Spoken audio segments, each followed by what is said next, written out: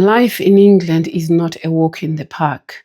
And for many who have come here, they've found it as a shock to the system. The honeymoon period ends as soon as they've started work and they've got their first paycheck and reality kicks in. Some are in debt. I realize they borrowed to be able to come here.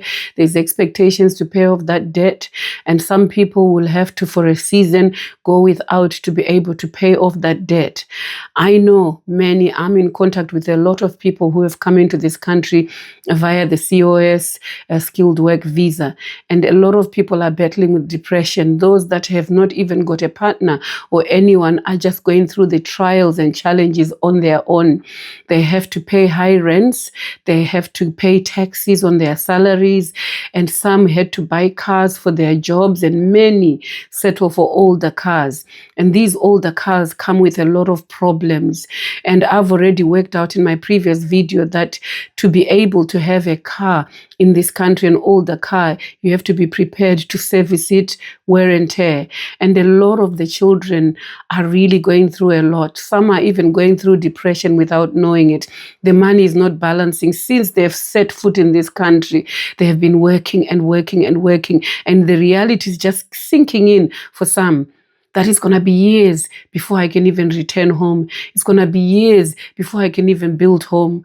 Those that have even sold in Africa. In fact, I know a story of a gentleman who sold everything. He was a teacher, came here and realized within 3 months that he had made a mistake. Unfortunately for him, he didn't handle that pressure well. He committed suicide because he realized that he had lost everything. And he knew that to build it up, it was going to take many, many years again in this country. Initially, he thought it was an opportunity. He quit his civil servant job in Africa, and he thought he was coming for greener pastures. Let us be kind to our siblings, to our children who have come here. If they give you whatever they can afford, be grateful. Look after it. It's going to take them a very, very long time to be able to make it to an extent where they can solve all your problems. And I say to the young people watching these videos, prioritize on the older people. Prioritize on those that are disabled. Give them what you can. Share. God will bless you. But for those people that can help themselves, take your time here before you extend your money to them. Because this country and the system of this country is made for people to work, eat, live, and go back to work. You won't get rich. You won't get extra. You will have to work extra to be able to support those at home. You will have to have no break at all.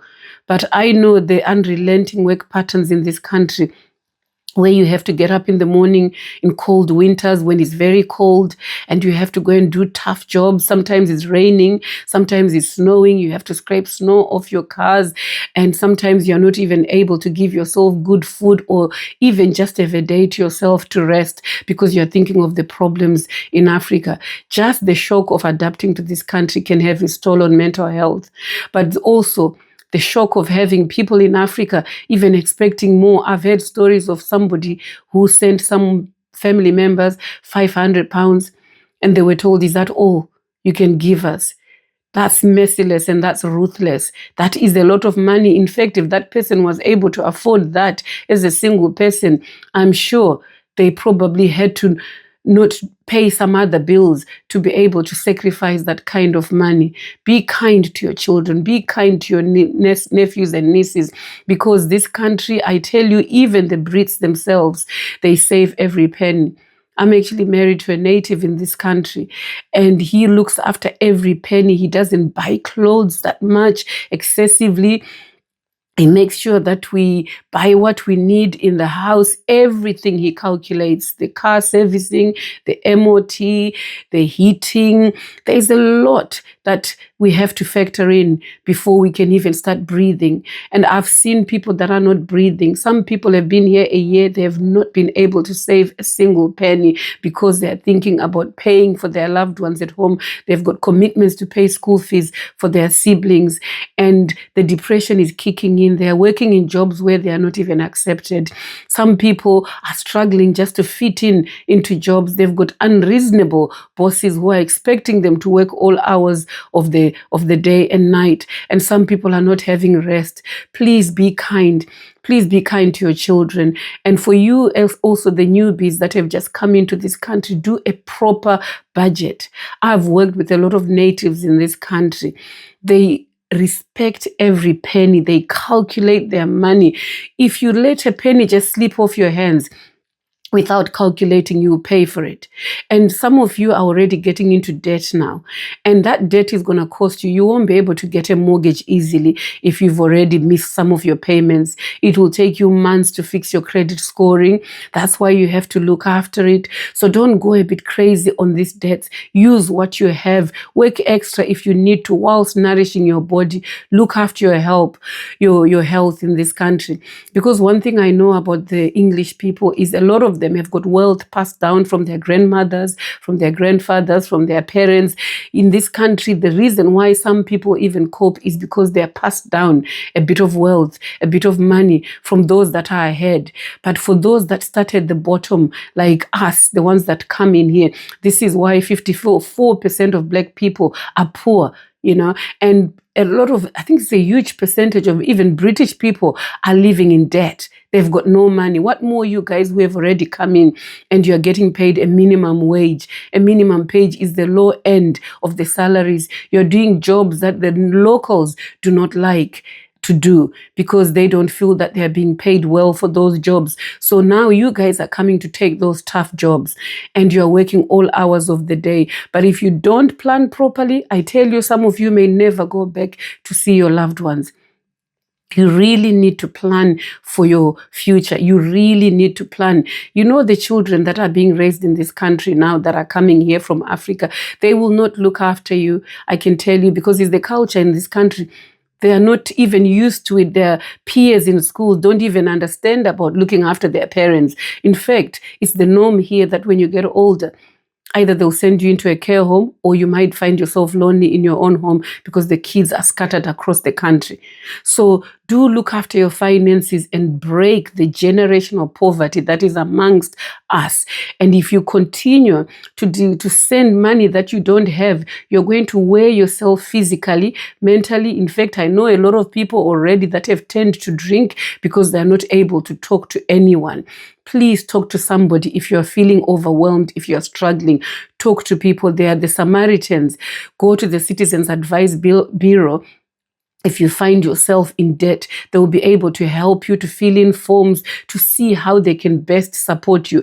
But I know a lot of the COS people that have come here on the COS, you are very restricted as to what you can do. You just want to get through this moment. And the next 5 years are going to be tough for most of you because you are required to do certain jobs that will pay you a certain amount of money. And that money is not enough to stretch. And for you to be able to be alive, to live beyond the COS visa, when you get your indefinite leave to remain, then maybe you may be able to choose a different job that may pay you more. But even then, you need to take care of every penny. I know people that have lived in this country for more than 20 years and they've got nothing. They've got no money. They haven't even been able to buy a home. They haven't even been able to build in Africa. So for you who are coming here, be prepared to save that little bit penny. It can go a long way if you look after those pennies, if you plan and budget, give based on need, and don't be emotionally blackmailed, because ultimately you are delaying your progress to doing whatever it is, whether it's returning to Africa, because by the time you get into debt now, you're going to be going round and round in circles, and the stress and all the other challenges that you deal with in this country. Be kind to yourself. Look after yourself. In fact, I will be covering this topic again because I felt that the feedback I got from the previous videos, many of you reached out and have given me testimonies that some people have even committed suicide. Some marriages have come to an end because the wife or the husband's family is in more need, so they find themselves stretching. In fact, I've seen people who are saying, you know what, I'm just going to live for today now because I've realized that I will not have enough to be able to make everybody happy. People are stressed out in this country. Love them from a distance, but don't expect too much. Utilize the little that they're able to give you and let it go a long way. Start projects. Do something to help yourselves. You know, when I was in Zimbabwe the last time, I saw a lady who was carrying buckets, selling fish to pay for school fees of her children. I bought from her half of her bucket for about $70. And that lady said, you know what, you've saved me an afternoon walk, and I'm going to only just sell the other half to one of my regular clients. She was making money, carrying on her head. Some of you have cars out there, but you're still expecting your mothers, your siblings to send you money. Give them that time if you love them. I urge you, just back off. Let them do what they can. Let them get over the next few years, because life is not going to be easy. As long as they're able to actually look after themselves, pay their rent, pay their bills, help them to navigate this change, this shock to the system that they've come into. I hope this has helped somebody or helped some family members who are abroad just to understand what their loved ones are going through. When they say they don't have, when they are going through the challenges, please hear them, listen to them, because mental health is real. And let me know in your comment section what you think, or if you have any advice for somebody who's struggling in this country. Let's have these conversations so that we can help each other to, and also enlighten those that are back in Africa to understand the challenges that many are going through in this country. Thank you so much for tuning in. I appreciate you all.